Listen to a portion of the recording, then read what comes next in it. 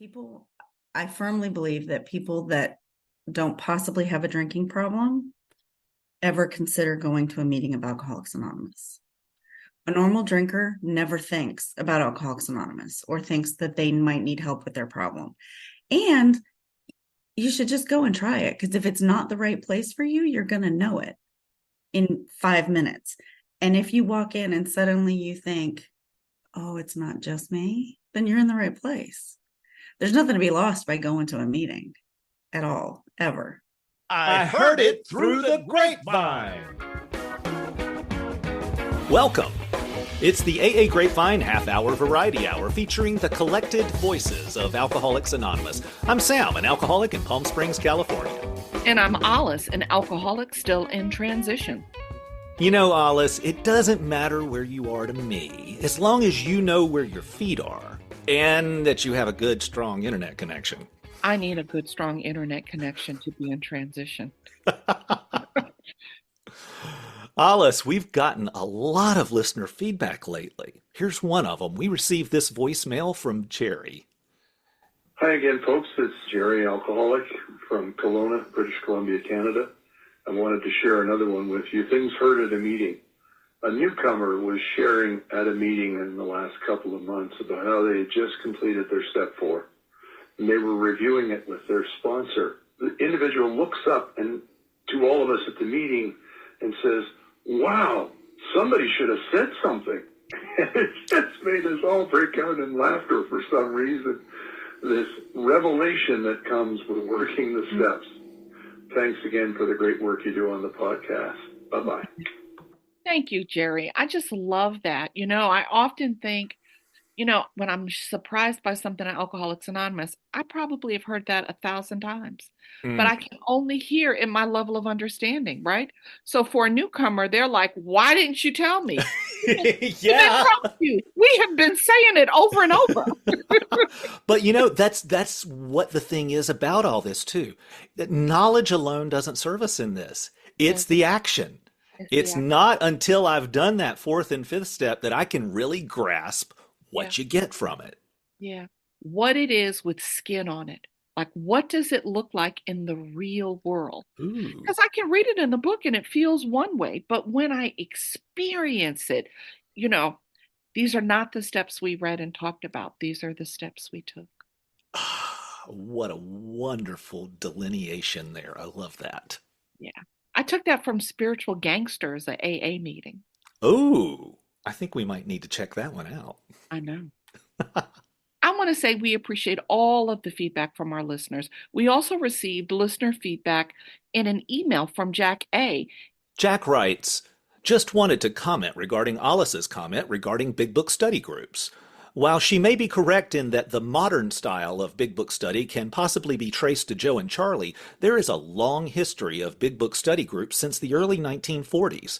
For example, search AA historian Wally P's writings regarding the early groups in Minneapolis, as well as silkworth.net that states that Big Book studies became popular in the 1960s. Joe and Charlie didn't do their first Big Book study until 1977. So while the Big Book study as we know it today wasn't popular until the 1980s, perhaps from Joe and Charlie's influence, there is a long history of Big Book study type groups dating back to as early as the 1940s. Jack A. in Suffield, Connecticut. I love this from Jack. One of the beauties of Alcoholics Anonymous, and I'm not talking about attending meetings, I'm talking about belonging to the program of Alcoholics Anonymous, is this never-ending learning, right? Like, I think of Big Book studies as like in vogue, like popular. They're everywhere now. And they didn't used to be. But Jack rightly points out that doesn't mean they didn't exist at all. In little pockets across the country, they did exist. Perhaps across the globe, they existed. So thank you, Jack. Keep us honest and keep us learning. Thanks so much, Jack. Hey, Alice, who's our guest today? So today we're going to be talking to Kristen P. from Ashburn, Virginia. And after we get to know her a bit, we'll see if we can interest her in some of the discussion that we're going to have based on hashtag heard in a meeting posts.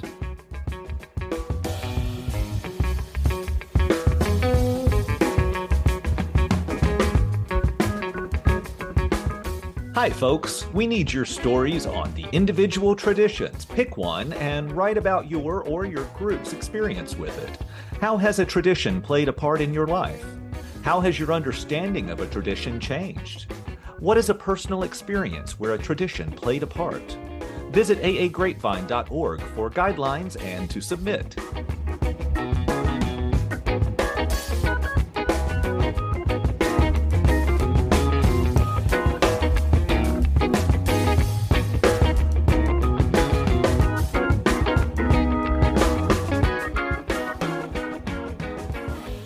Hi, my name is Kristen and I am an alcoholic. My sobriety date is August 18th, 2002. So I will celebrate 22 years of continuous sobriety this year. I have a sponsor. She is into a lot of service, actually sits on the Grapevine board. My home group is the Start the Week Off Right meeting at Club 12 in Leesburg, Virginia. We meet at 9 a.m. on Sunday mornings. Did you need anything else? I think, the mother's maiden name and blood type and Oh, social yeah, security all of number and that. and parole officer. Oh, yeah, my parole officer. Yeah, he's on vacation this week, so we don't need to worry about him. Kristen, thank you so much for joining us and playing along with us. Thank you for having me. Kristen, what was going on in your life in 2002 that would have you do something as drastic as go to an Alcoholics Anonymous meeting? Yeah. Well, so it started, I actually got arrested for DUI. I was 23. I ended up not getting convicted, but it was 8 more years of drinking and blacking out and just disasters. My life was not great. I actually tried to get sober in January of 2002. And I went to meetings for about 6 months. And the guy that I was dating was not an alcoholic, but didn't love Alcoholics Anonymous. He thought it took too much time. I've said in meetings, I think he thought that it was a dating service, that I was going to go to meetings and meet a guy. So I did not attend meetings for 6 months and I didn't drink for 6 months. Oh, I'm sure you were a bundle of joy during that time. It was awesome. It was awesome, right? Horrible. White knuckling it is always awesome. Oh, New Year's Eve, 2002. I just remember being so dreadful. And then I broke up with said guy. I was going to start dating people and I was 31. And I thought adults would go out to dinner and have a glass of wine. That's what adult people did. Right. So I started drinking again, and I can name the occasions for 5 of the 6 blackouts that I had once a month for the 6 months that I drank in that period. But I had started dating someone else, and the last night that I drank was a blackout and just inappropriate behavior. I was supposed to be the designated driver that night. So that worked out super great for them. Yeah. I could not drive anywhere, and I embarrassed him in front of his friends. And so he had a conversation with me and said, I think you need to stop drinking. I can tell you that that whole day before that night happened, I knew I was drinking like an alcoholic. Mm-hmm. And so it was almost a relief when he put words to it so that I could say, oh, thank God I can stop now. Mm-hmm. So I called the woman who had been my sponsor before, and that all happened on a Saturday. I went to my first meeting on Thursday night, and I've been sober ever since. Wow.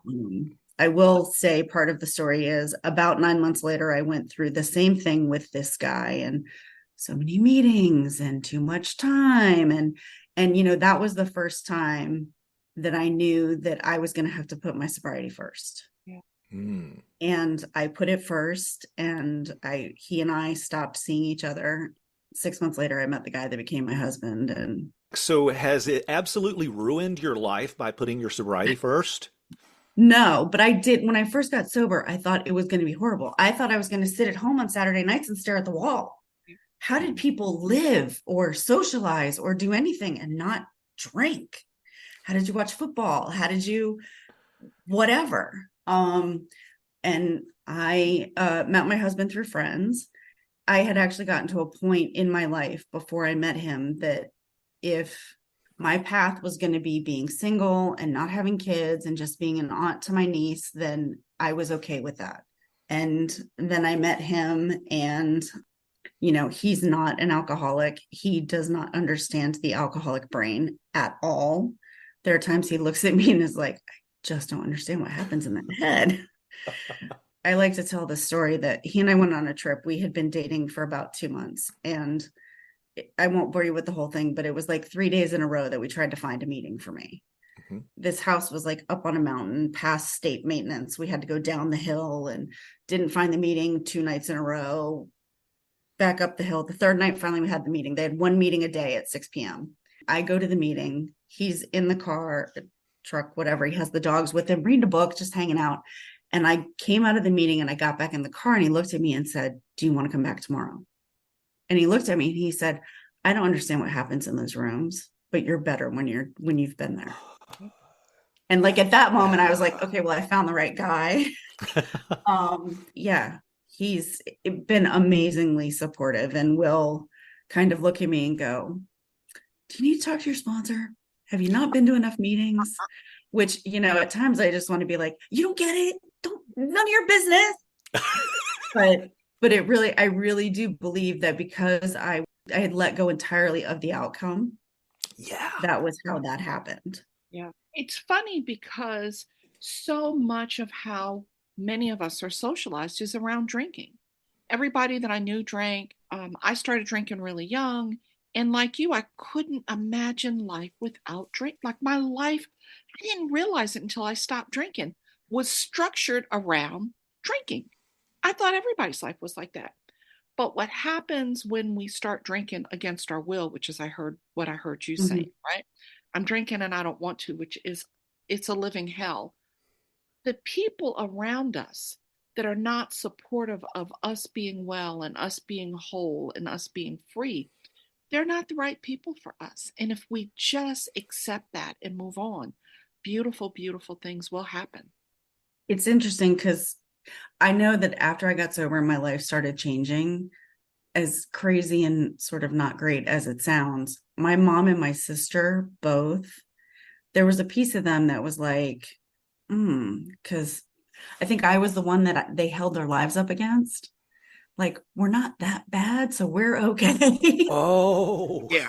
Oh, yeah, we know that. And then all of a sudden, I was not that bad anymore. Yeah. And it was not that they would have wanted me not to be, but it was an uncomfortable transition for them to be like, you're not the same. Yeah, You're well, not. there's always a family order, right? There's a pecking order. Yes. That's the deal in my family. I was the most likely to not succeed. And so when I got sober at 26 and I built this incredible life, they're like, wait a minute, that's not the role you're supposed to be in. You're doing it wrong. We didn't plan it this way for you. Exactly. But how great for them, right? Like I'm imagining your sister and your mom, people in my life had to step their game up. Yeah. Right. Because if I was going to be low man on the totem pole, you needed to step your game up because now I'm walking in the light. And that has changed obviously over the last 20 years. You know, a thing that instantly pops to mind for me about this is my relationship with my mother. Several years into my recovery, my mother was having some problems in life. I was a good son and I shared what I could. My mother was not an alcoholic and she did not have a 12-step program and she did not do any of that type of stuff. And she did not have the tools in her toolkit that I have in mine. Yeah. And trying to share some of that with her just it wasn't going to work. And it was that point of having to let my mother have her own experience and me not try to change it for her. That was a difficult lesson to learn. That's hard. You know, Kristen, you've got a sponsor that is both feet in, right? She's actually active in Grapevine, right? She's serving on the board. So that means you know a little bit about the difference between being in a meeting and being in the program. So can you talk about over the last 20 years how your recovery has changed? Well, because I was a binge drinker, I think it's hard for everybody. I think at times it's harder for binge drinkers because we have periods where we're not drinking. Yeah. My life was a mess, but it kind of looked okay on the surface, you know, and so it was easy to pretend you're functional. Sort of. Before my current sponsor, I had a sponsor, and she said to me, she said, "You think you're a little bit alcoholic." Mm. And she said, "Being alcoholic is like being pregnant. You either are or you are not. There's no in between." But I did struggle for a bit. This story is a little bit embarrassing. It's humbling, but Oh, that's the one we want to hear. We want to hear that one. I used to go to meetings with a guy, and he would introduce himself and say, "Hi, I'm so and so, and I have a disease that tells me I don't have a disease." And I would sit in meetings and think, that poor guy, he has a disease. Right. It's insanity. Right. To think that I didn't have the same disease as this guy. Yeah. So when people ask me, how do you know you're an alcoholic? You think about like those detective questions, who, where, what, when, why. Mm-hmm. It's not about anything but the why. The why you drink is what separates the alcoholic from the regular drinker. I'm bodily different than my fellows. I drink and I get thirsty. Exactly. Normal people don't think about the why they're drinking ever. Yeah. They're drinking because it tastes good, or they like it, or whatever. Or because they want to party. Because they want to party. Well, then there's the second part of our first step problem, right? The voice in my head, the voice that told you, "Oh, that poor guy, I don't have a disease." What are you talking about, ma'am? Yeah. And so once I sort of crossed that threshold of understanding that I was just like everybody else, I was, people say just another bozo on the bus. Mm-hmm. And my sponsor really opened my eyes about that, about how the entire group functions as a whole. Because really, when you think about it, well, first of all, to just think that there was Bill Wilson, and he goes on this trip and he meets this other guy who, from what I understand, not the best doctor in the world, because he was performing surgery drunk. And he was a proctologist. Let's just be clear about what kind of surgery he's performing. Exactly. And the two of them get together and talk, and then figure out we can help each other. And then they form this thing, and it's now been 80 however many years, because I can't math on Sundays, and that it is run completely by drunks. We can't run our own lives. Two drunks can't decide where to go to dinner without fighting. Yeah. But we run this entire organization and make all these things happen. It is amazing. It's a miracle. It is. It is divinely inspired. And, I am so grateful to people who do the work at the higher levels. Not too long after I got sober, I had kids. And so it's kind of been something that hasn't fit into my life as yet. Yeah. But I'm also thinking about, what do I do once they, God willing, are gone somewhere else during the school year in a couple of years. And it might be time for me to step into that space. Yeah, general service. Where if I had need to travel for the weekend, it's not a big deal to a conference or whatever. But, she really opened my eyes to that we have a service manual. I took a trip to New York back in 2016 with my husband. She told me, if you get a chance, you should go to GSO. Yeah, absolutely. So I got on the subway from Grand Central and took it uptown. Once I figured out which way the train went to go uptown, it was very confusing. Nothing like the metro in DC.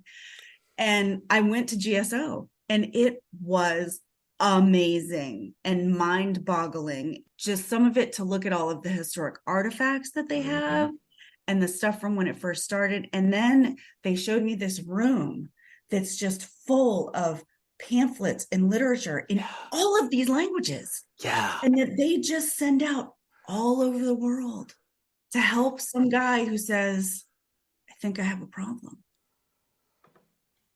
So I would love to engage you, Kristen, in some of the Heard It in a Meeting.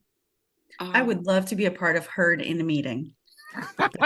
Thank you. It's time for hashtag Heard in a Meeting, where we scour the interwebs for your posts of cool things that you've heard in a meeting. Post them on social media with hashtag Heard in a Meeting, keeping in mind our tradition of anonymity, or email them to podcast@aagrapevine.org. Alice, what sort of hashtag Heard in a Meeting stuff do we have today? Well, this one is not from the interweb. This one is from our listener, Carol R. Carol, thank you for sending this in. Carol writes, "Tell the truth today, and it becomes a part of your past. Tell a lie today, and it becomes part of your future." That is beautiful, Chris. It really is. It sort of shot me right through the heart, I got to tell you, because there are times, even now, after all this time, that the thought runs across my head, do I really want to tell somebody what actually was going on or what actually happened? And, if I think about that, I'm going to carry that into tomorrow. I might consider even more quickly to just go ahead and spit out the truth. Yeah. As I have spent time in recovery, lying has become a lot more uncomfortable than it used to be.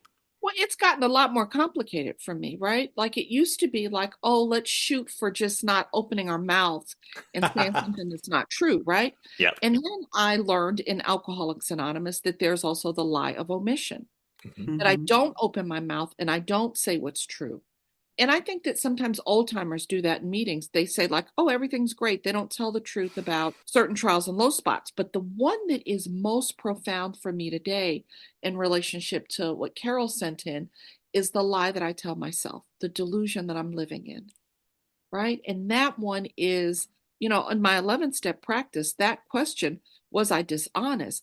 I have to think about what is the lie I'm telling myself. You can eat candy, Alice, as a diabetic, it's going to be okay. No, you can lay in bed and you can visualize exercise and lose weight. No, it's not true. But I will lie to myself. Alice, Yeah. why you got to come for me like that? I wasn't talking about you, Sam Bam. Well, I mean, I totally heard you say Sam thinks he can eat candy. And we also got another one. This one is from listener Patrick N, addressed to # heard in a meeting. Ooh, nice, Patrick, going old school there.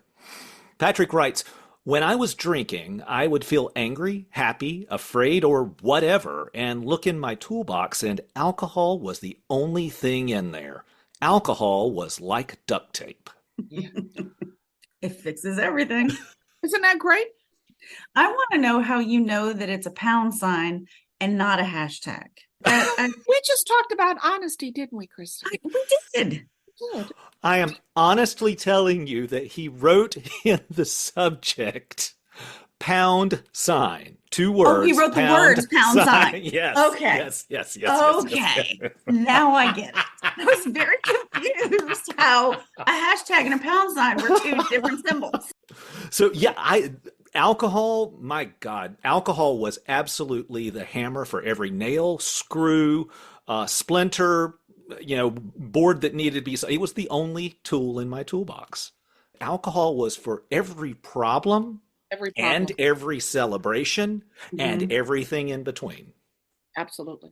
The realization that alcohol created problems that I needed to drink to deal with, I couldn't hear that. But when you look back on it, when you get a little bit of time and you have good sponsorship, you can see that it's bad duct tape. It's not good duct tape. It doesn't have a dark side and a light side. Maybe it starts off that way, but then the light side gets all dirty with... No, the glue doesn't work on the duct tape. Yeah. Wow, we could take this to so many ends. Kristen, what about your toolbox? Yeah. The idea that, even if someone said, hey, why don't you try to quit drinking? That was never a possible answer to any of these problems because it wasn't the alcohol. It had to be something else. Well, it was you. Yeah. It was you. Yeah. But I was never going to take the alcohol away. Alcohol was the only thing that was making life tolerable. Mm-hmm. Yeah. I always thought like it'll be better when I can get a few in, if I could just take the edge off. And it's the lie, right? Going back to the delusion that I'm living in. You just used some magic. Take the edge off. Yeah. See, that's the difference between me as an alcoholic and the average Joe out there that is not. Yeah, it would be nice to take the edge off and have this drink that'll do that, this magical elixir. Except for me, when I use that as that tool to take the edge off, I don't know where it's going to wind up. I don't know where it's going to end. I don't know if it's going to end. I don't know how my life is going to be changed by it. But that average Joe out there who takes that drink to take the edge off, or maybe 2, maybe even 3, his life doesn't get ruined by it. No, they can stop. Let's do one more. Alice, will you take the next one? Sure. So another hashtag heard in a meeting. Oh, said it right. Religion is for those who keep trying to stay out of hell. Spirituality is for those that have already been there. Man, I love that. This religion thing, like I'm going to follow the rules, I'm going to be a good girl, I'm blah, blah, blah, blah, because I want to, I want to stay out of hell. But man, when I drag myself and I've been through hell, then I start seeking the power in a completely different, non-religious way. I want spirituality.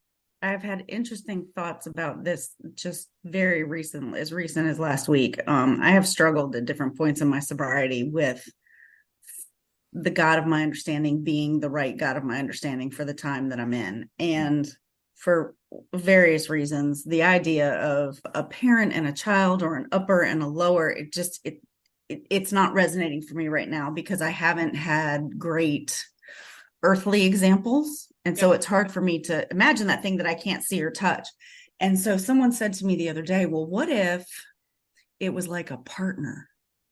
What if you were in partnership with your higher power? And I just went, my brain blew up. And I thought, I've had lots of different people in different ways in my life be partners, but from my husband to friends, my sponsor, and I can see that, and I can see how it can work. And it really has changed a lot of things for me spiritually, just to open up that channel, because I need it to be bigger now. When I got sober, I thought that it was going to be, I'd, solve the problems and get better. And then I would just go on and I would just live and things would be fine. And then I've realized that it just gets deeper and harder, kind of, but it just gets deeper and it's more work. And I have the benefit of seeing I've done this work and I've gotten this far, and my life is this much that I want it to be. So if I go deeper, how big can it get next? Infinite. But my higher power has to come along and get bigger with that, because I can't do it by myself.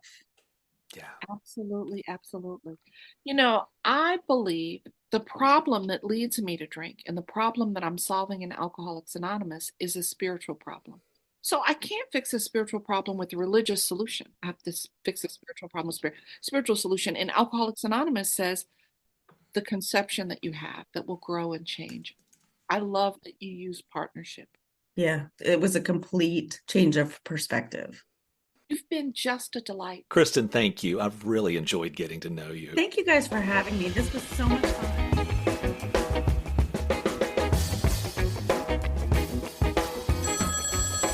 Sam, can you get that? It's the listener feedback phone. 212-870-3418. Yeah, hang on. I'll get it. Hello. Hey, y'all. This is Matt from Boston, and I have what I think is a AA-related joke, and it goes like this. There are only two things an alcoholic hates: the way things are right now and change. Hey, this is Chris. I'm a member of the Briarcliff group of AA in New York. I have a joke for you. A drunk stumbles into a public library and he walks up to the circulation desk and says, "Give me a scotch and soda." The clerk says, "Sir, this is a library." And the drunk says, "Oh, so sorry. Give me a scotch and soda." The Grapevine and Lavinia apps are now available for both iOS and Android phones. To get yours, go to the App Store on your phone and search for AA Grapevine or Lavinia. I'm at the very wit's end. Cuckoo. A polar bear walks into a bar. I'll take a rum and Coke. What's with the paws? Huh? I was born with them.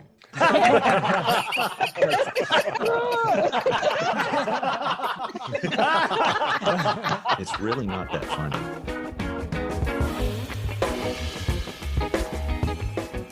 Thanks for joining us. The AA Grapevine Half-Hour Variety Hour is posted every Monday and is produced by AA Grapevine, Inc. We don't speak for AA as a whole. We share the experience, strength, and hope of members to help others recover from alcoholism. Podcast info, including how to call in, is at aagrapevine.org/podcast. Search AA Grapevine in the App Store on your phone or find AA Grapevine on Instagram and YouTube. All things Grapevine are available at aagrapevine.org. If you want to know more about AA, search online for Alcoholics Anonymous in your city or visit aa.org. That was freaking amazing.